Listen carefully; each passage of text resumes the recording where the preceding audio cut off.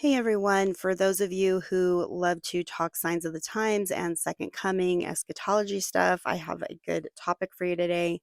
I saw some news about Elon Musk. It says he vows to start a new political party after Trump feud. Here's why that's harder than it sounds. So, this article is talking about why this is going to be very difficult for him. And I think historically, we can see that no party that's ever been started in the American country has ever been able to rival the Democrats and the Republicans. They do have a monopoly on our political system. We have an independent party. It really has never been able to pick up enough votes to ever be a rival to these two parties. But that's kind of the historical precedent, and that's what this article is working off of. However, I think that what Elon Musk is doing might matter, and I think it could connect to a prophecy that is recorded in a journal of a church member right before Joseph Smith died, that he had said something in Nauvoo that may matter. So let's take a look at that. This says, as billionaire Elon Musk feuds with President Trump over his signature tax and domestic policy legislation, Musk has re-upped his calls to launch a new political party, a daunting task even for the wealthiest person on earth.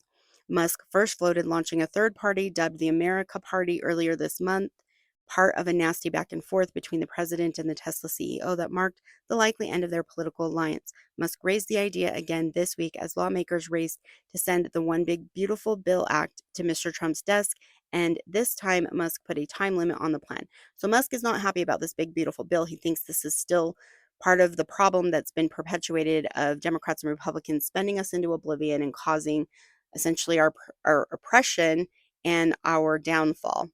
And so Musk is opposed to this. He wants to start a third party to rival this. At first, it was just talk, but we know from what happened with this last election, Musk used to be part of the Democrats party, and now he's kind of switched over to helping Republicans. He helped Trump get into office, and now he's saying, forget these two parties, I'm going to start my own party.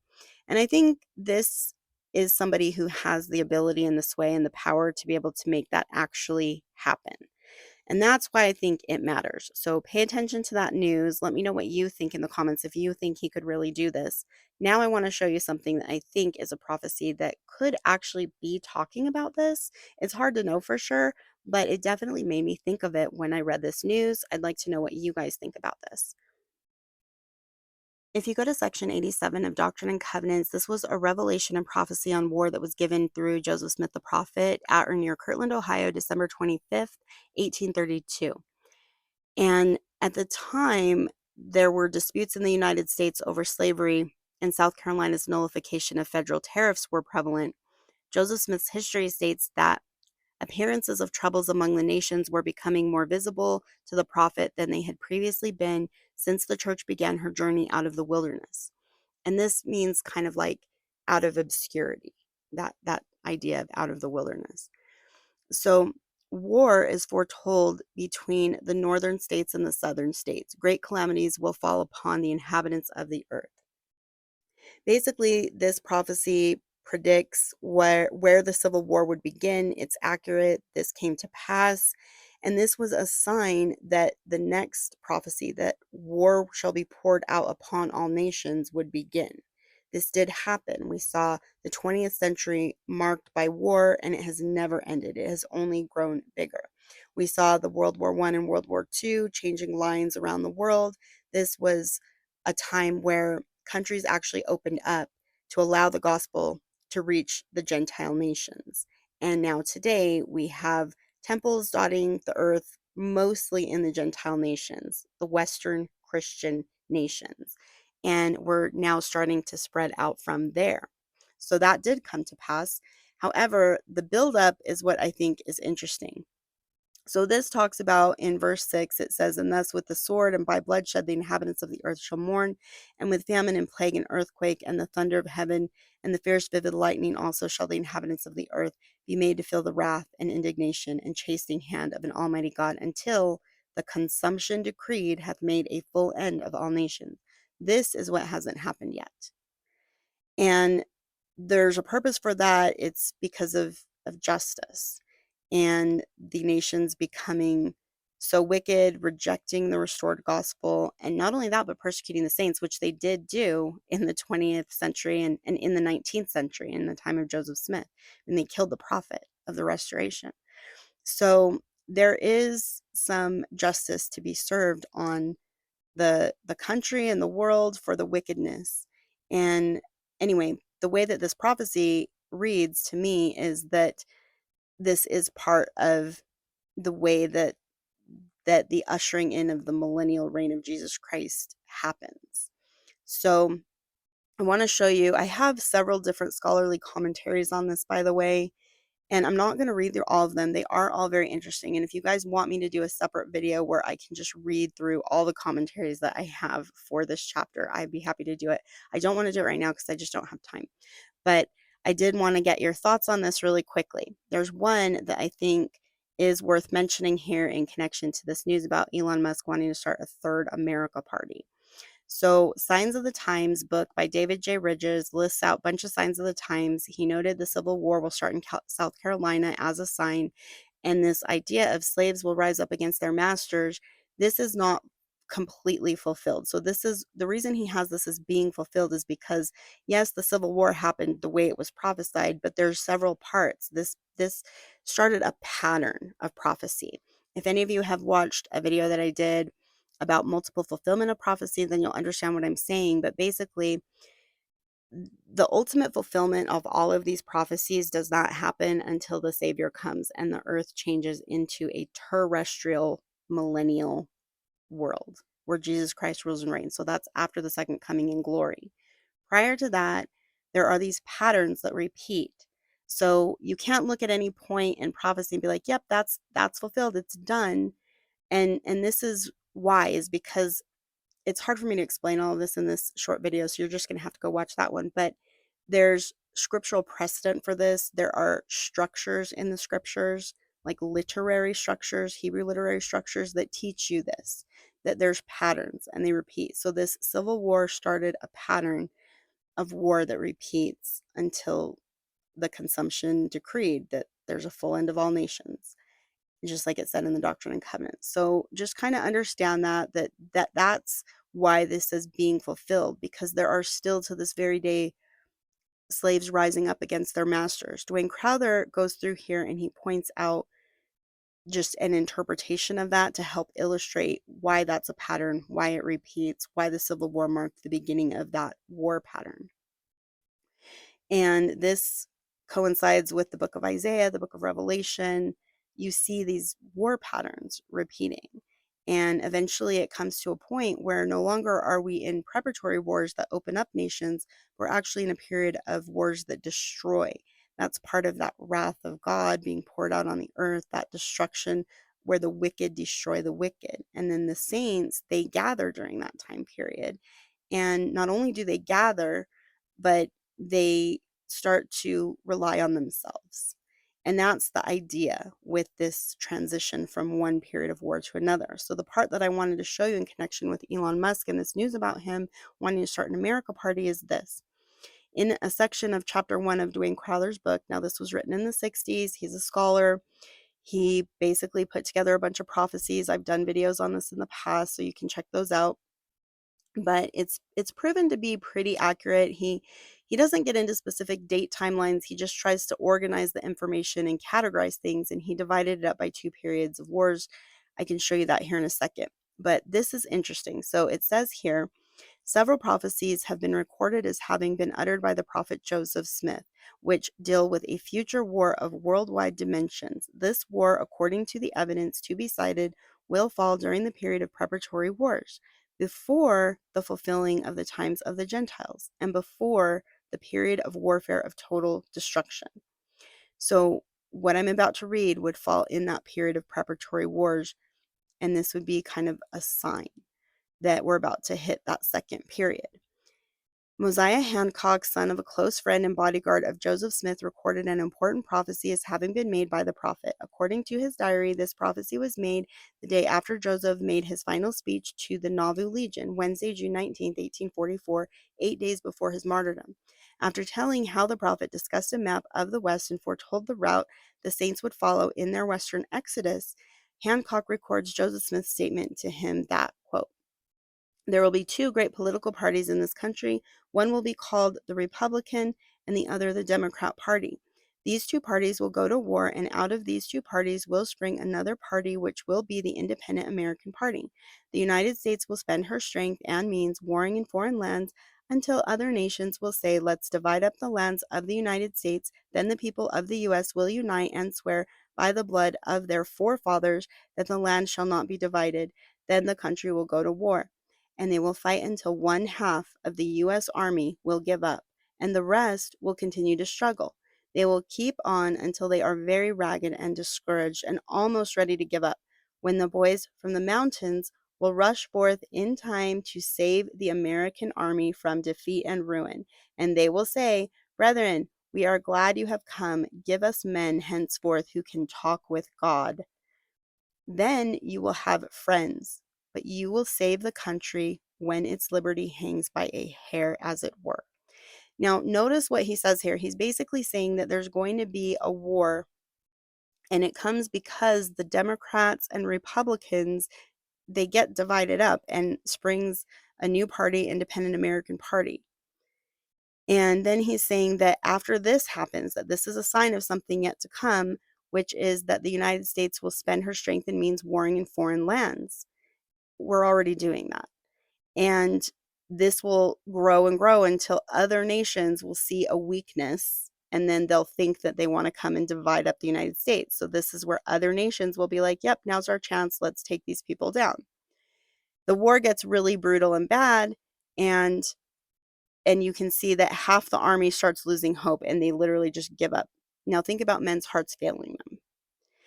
And then there's a point where apparently people who, the way I'm interpreting this, hold the priesthood and talk with God, come and join in this effort with the military, and somehow they have success and they save the Constitution or the country. So it's tied to that Constitution hangs by a thread prophecy. So anyway, that's kind of what it was making me think about. And there's a couple things here that I think may connect this. Let me show you that also. And then I hope you guys will leave some comments for me, because I am curious what you think about this news. So this is the chart that Dwayne Crowther made. This shows you what I'm talking about, just gives you a little visual aid. But do you see how he has these preparatory wars? And the end of the preparatory war period is a third world war. We haven't had World War III yet, technically, but a lot of people have talked online, and I think there's a feeling that we may be about to get into one, just with all of the turmoil that's going on. That leads to this anarchy and internal wars in the United States, which is what he's talking about there, that he thinks Mosiah Hancock's journal was talking about, that Joseph Smith prophesied. And if that's true, then this is where we're at. It would be in this period where we're about to hit a third world war and transition into wars of total destruction. And when I say wars of total destruction, I mean people will literally have to start fleeing their homes. One of the things Dwayne Crowther talks about that I'm not going to have time to get into in this video, but he basically explains how right now we're in this period where you gather to your stakes in Zion around the world. But when and there's a purpose for that. That's because you have to build up the people. You have to build up the good people of the earth. And there's this prophecy that Nephi gave, this, that Israel will be scattered in the last days, and that the power of God will be with them. And so there's this kind of understanding based on all the commentary that Crowther pulls in, that what that means is that there'll be temples built, that there'll be a temple going people with that power of godliness. But when that transition happens, then people may have to flee the Gentile nations, because it'll be the Gentile nations, which are the Western Christian nations, that have to flee. And that's because of these wars of total destruction. And we've already seen this in Ukraine. We see that with what's happening there. So that's kind of like maybe a taste of what he's describing in his book about these periods of war.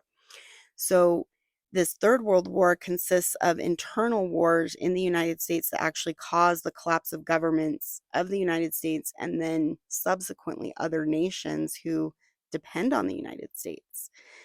And there's several that do. And then this is actually a sign of the fulfilling of the times of the Gentiles, or that time of the Gentiles coming in. And then this is where the missionaries get called home. So this would be because of war, that there's so much war that they have to be pulled out of the Gentile Christian nations. And, I guess we'll just have to wait and see. Usually in times like that, you'll see that it's kind of like during the pandemic, you sort of saw a hint of what that could look like, because you saw that missionaries had to get called home if they were foreign, but the ones who were local could stay and continue working. And that's just a normal policy that you can see that the church has done over time during times like that. So, anyway, that would be the sign of entering into these wars of total destruction. And then there's one more thing that I think this could connect to. Let me show you that. Okay, so the last thing that I want to show you that I think could connect to this is this theory. This was something that I took notes on, that Rod Meldrum, he's the Book of Mormon evidence guy who does the Heartland Theory and holds like the Firm Foundation conferences. Well, back in, I can't remember exactly what year, I want to say it was sometime between 2013 and 2017, that he did a presentation where he gave this theory. And it might have been 2017, because I'm pretty sure these first three, 2001 through 2015, he'd mentioned in the video, but this last one is one that I'd added. So he talked about how these events that are spaced out by 7 years could signify God's covenant blessing turning into a covenant curse upon the promised land. So the way that he's referring to this is he believes that it's possible that the founding fathers may have invoked this Abrahamic covenant back when they were founding the nation. And that's because there's there's five blessings associated with the Abrahamic covenant: posterity, property, priesthood, prosperity, protection, the five P's. The three P's are the main blessings, and then these two, prosperity and protection, are like added temporal blessings. And he thinks that the founding fathers invoked all of those when they set out to make a land of liberty. This is one of the signs of the times, is that a nation, America, would be born, and that it would provide the liberty necessary for the restoration of the gospel. And anyway, he thinks that they may have invoked these blessings on the land, so that basically anybody who lives on the land would be able to participate and partake of these blessings. Whether they're a member of the church or not is not relevant to that. But the part that is what was restored, which is priesthood. And that's that number three right there. So posterity, property, and priesthood. This is what is pertaining to the restoration. So that's a theory that he had. And then this kind of reinvokes all of these old covenants, like the Abrahamic covenant, the Mosaic covenant. And then the theory he had was that there are signs that our wickedness is getting ripe for destruction. One of those signs he thinks was September 11th, that it could be a sign of losing protection. Then 7 years later, we had the housing market crash that was really devastating. People to this day have still been devastated by this. And there's, the sign of prosperity. And then in 2015, the sign of posterity going away. This is where we have low birth rates. It started with what he marked as the just the legalizing of gay marriage across the country. So instead of states being able to choose their marriage laws, the federal government basically took it over with this court case, Obergefell and Hodges. I'm not sure if that's how you say Obergefell. It could be Obergefell. But either way, he thinks that may have marked a sign of posterity, like losing that posterity. And these are natural consequences, okay? These are not something that God's causing. They're something that man is causing. Well, then in 2022, 7 years later, we see Russia invade Ukraine. This is a modern Western nation that wants to be part of NATO, and Russia's invading. And then we see Russia and China form alliances in the Middle East, mostly with Iran, but they also had an alliance with Syria. We just saw the fall of Damascus. So this could be another sign. Well, what happens at the end of 7 years in 2029, when it'll be time for a new election? And what will happen is the question. And that's something that I just had made a note of. I thought it was interesting, and, maybe it's worth paying attention to. Like, are we getting there? Are we starting to become ripe for destruction? And when all of these little 7-year periods pass, what does that look like? Could that be the demarcation between the period of preparatory wars and the period of wars of total destruction? Could what Elon Musk is doing right now with this Independent America Party, could this become an actual real party that could rival the other two? Because that could start internal wars. So do you see what I'm saying? Let me know your thoughts in the comments.